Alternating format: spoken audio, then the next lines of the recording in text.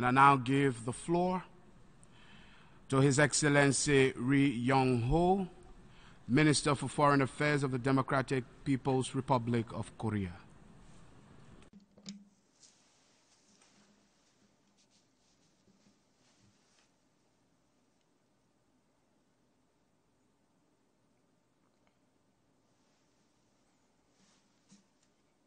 Mr. President, first of all, allow me to congratulate Your Excellency Mr. Miroslav Lajcak on your election as the President of the 72nd session of the United Nations General Assembly. I look forward to successful outcome of the present session under your able guidance. Before going into the main points in my debate, I feel forced to make comments on the speech uttered 4 days ago by someone called the U.S. President that rendered this sacred UN arena tainted. Since Trump uttered such reckless and violent words provoking the supreme dignity of the Democratic People's Republic of Korea at this very platform, I think it is fair enough for me to make a response in the corresponding tone. During his 8 months in power, he has turned the White House into a noisy marketing place full of crackling sounds of abacus beats, and now he has tried to turn the UN arena into a gangster's nest where money is respected and bloodshed is the order of the day.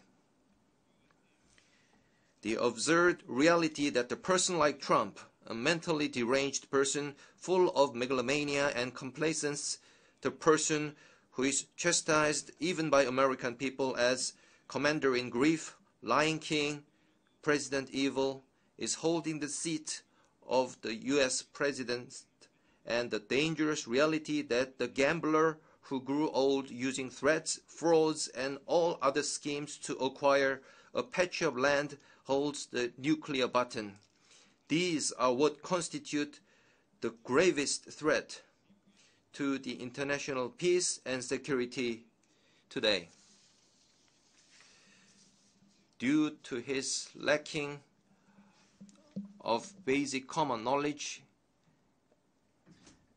and proper sentiment, he tried to insult the supreme dignity of my country by referring it to a rocket.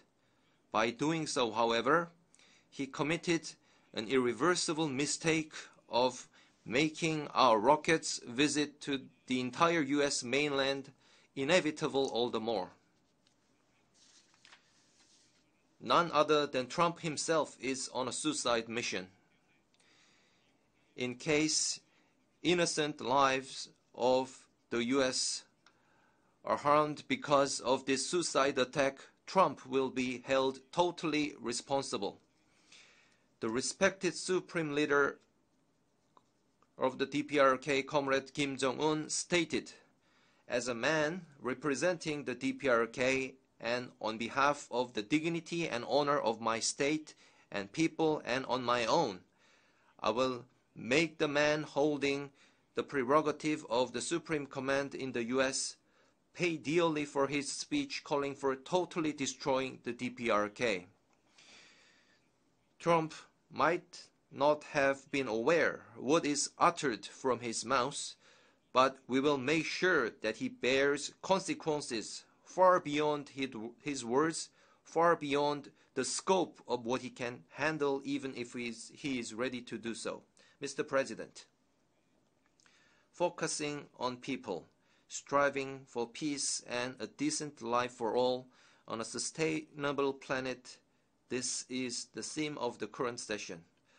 For all countries and people to enjoy peace and a decent life, it is imperative to realize genuine international justice before anything else. Realizing international justice is one of the main missions of the United Nations.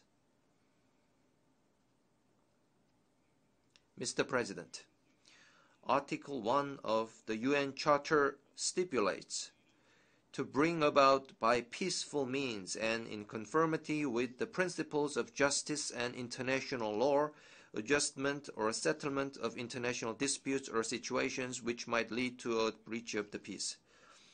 Due to high-handedness and arbitrariness of one particular big power, however, at present, the purpose and principles of the UN Charter and other established basic principles of international relations are now wantonly ignored in the UN arena. Abnormal acts justifying and legitimatizing high-handedness and arbitrariness and acts of violating truth and justice are connived at or tolerated.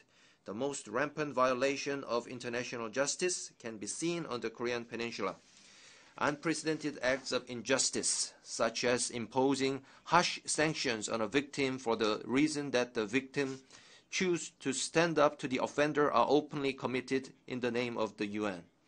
The essence of the situation on the Korean Peninsula is a confrontation between the DPRK and the US, where the former tries to defend its national dignity and sovereignty against the latter's hostile policy and nuclear threats.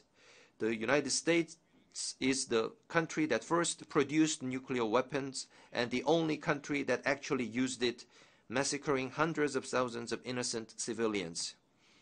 It is the US that threatened to use nuclear weapon against the DPRK during the Korean War in 1950s and first to introduce nuclear weapons into the Korean Peninsula after the war.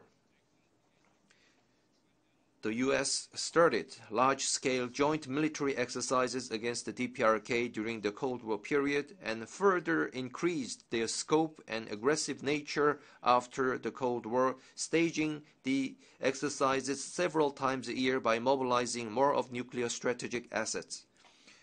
What else could be a bigger threat than the violent remarks such as pouring fire and fury, total destruction, coming from the top authority of the world's biggest nuclear power? The very reason the DPRK had to possess nuclear weapons is because of the US, and it had to strengthen and develop its nuclear force onto the current level to cope with the US. The US hostile policy and nuclear threats have continued over 70 years, and these have led the situation on the Korean Peninsula to a touch-and-go point. But in the United Nations, unjustifiable resolutions which illegalize justice as injustice are randomly adopted due to the high-handedness of the US. The respected Supreme Leader, Comrade Kim Jong-un, chairman of the State Affairs Commission of the DPRK, said, "International justice is never achieved by itself. It can only be achieved when the anti-imperialist independent countries are strong enough. Unless true international justice is realized, the only valid philosophical principle is that force must be dealt with force and nuclear weapons of tyranny must be dealt with nuclear hammer of justice." The possession of nuclear deterrence by the DPRK is a righteous self-defensive measure taken as an ultimate option pursuant to this principle.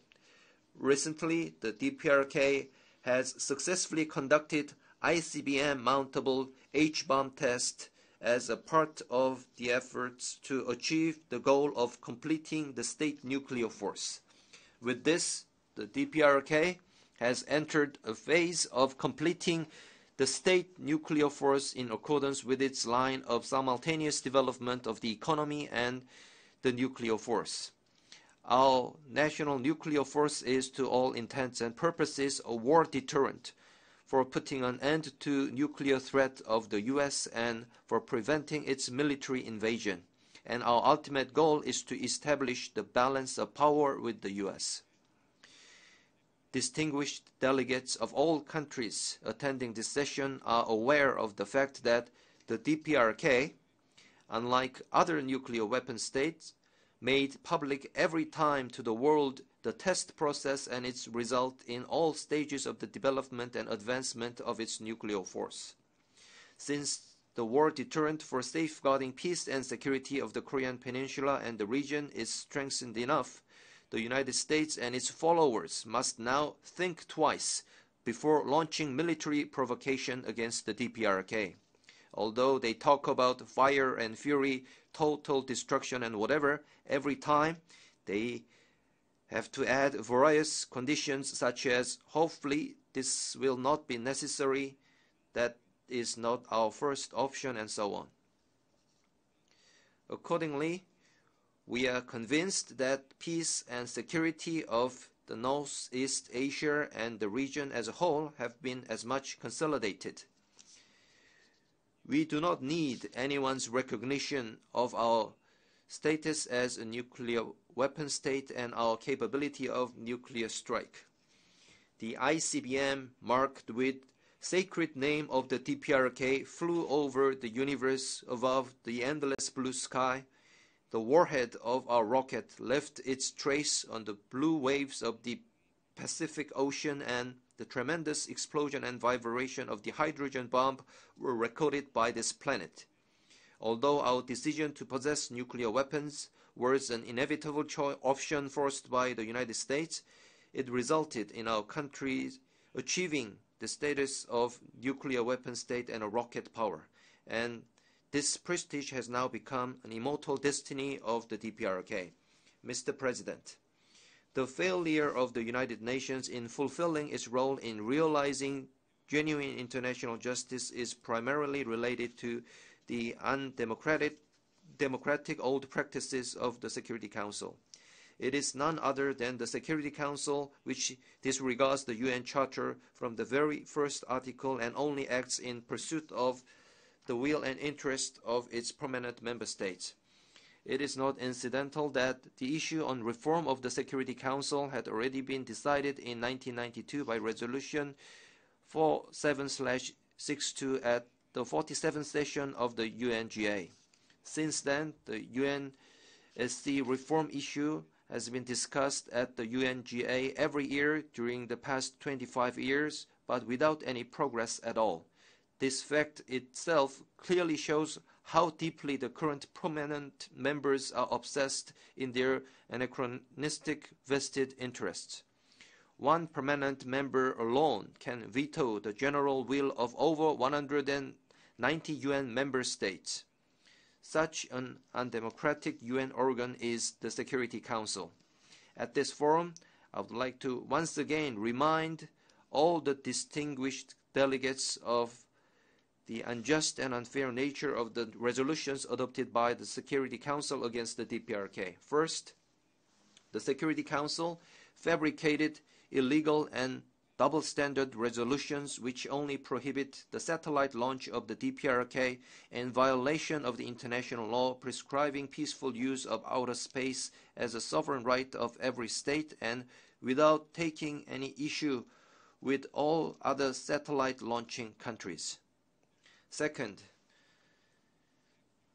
the Security Council cooked up illegal and double-standard resolutions which arbitrarily prohibit only the nuclear tests of the DPRK, although nuclear test strictly belongs to the sovereignty of every state, since the international law on prohibition of nuclear test has not yet entered into force, and there are countries that conducted many more nuclear tests. Third, the Security Council condemned the development of nuclear weapons by the DPRK as a threat to international peace and security, and on that basis fabricated illegal and double-standard resolutions in contravention of Article 51 of the UN Charter, which recognizes the right to self-defense of every state, and without calling into question the other countries that kept on developing latest nuclear weapons of various kinds. The reason these unjust and unfair resolutions continue to be adopted is that the permanent members of the Security Council, all nuclear powers, have common interest in maintaining their monopolistic nuclear status. The permanent members of UNSC are talking much about non-proliferation of nuclear weapons. But viewed from the aspect of nuclear non-proliferation, the DPRK's possession of nuclear weapons is a righteous self-defensive measure. Actually, the international agreement on nuclear non-proliferation was possible because the nuclear weapon states had made the promise not to threaten non-nuclear weapon states with the nuclear weapons. Article 10 of the NPT stipulates that each party shall have the right to withdraw from the treaty if it decides that its supreme interests have been jeopardized. This article recognizes that the supreme interests of states are above the nuclear non-proliferation. After all, the U.S. itself impeded the international efforts for nuclear non-proliferation by not giving up the nuclear threat against the DPRK, but rather compelling the latter to possess nuclear weapons. This eloquently shows that the anti-DPRK resolutions are not based on any established principles and that they are nothing less than the products of undemocratic old practices of the Security Council and the conspiracy and collusion of the forces obsessed only in their vested interests. The U.S. claims that the DPRK's possession of H-bomb and ICBM constitutes a global threat, even at the UN arena. But such claim is a big lie, which is just tantamount to the notorious big lie faked up by the U.S. in 2003 about the existence in Iraq of weapons of mass destruction in order to invade that country. The Democratic People's Republic of Korea is a responsible nuclear weapon state. We will take preventative measures by merciless preemptive action in case the U.S. and its vessel forces show any sign of conducting a kind of decapitating operation on our headquarters or military attack against our country.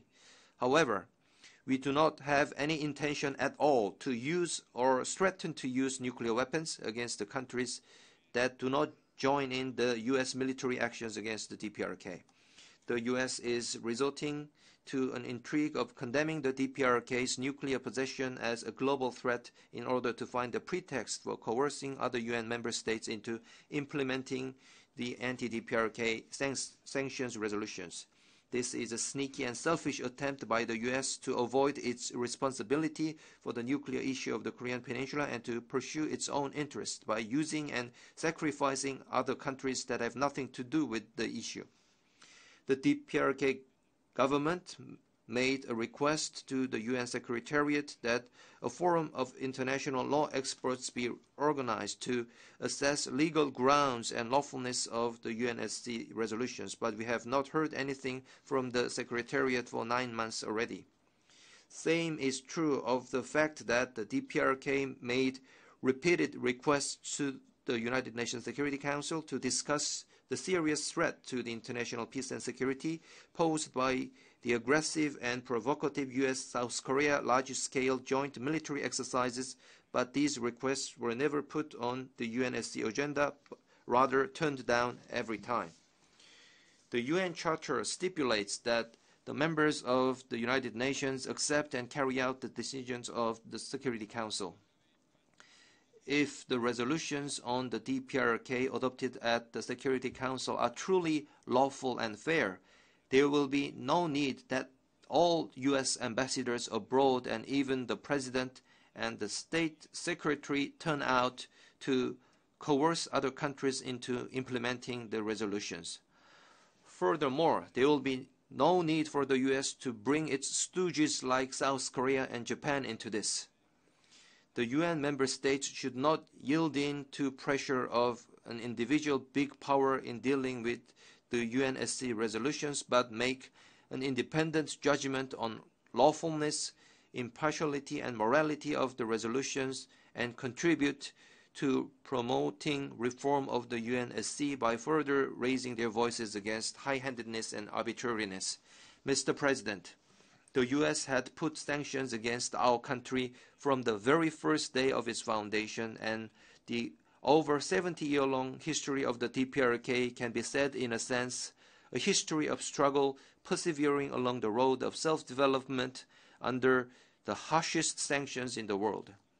Through such a prolonged and arduous struggle, now we are finally only a few steps away from the final gate of completion of the state nuclear force.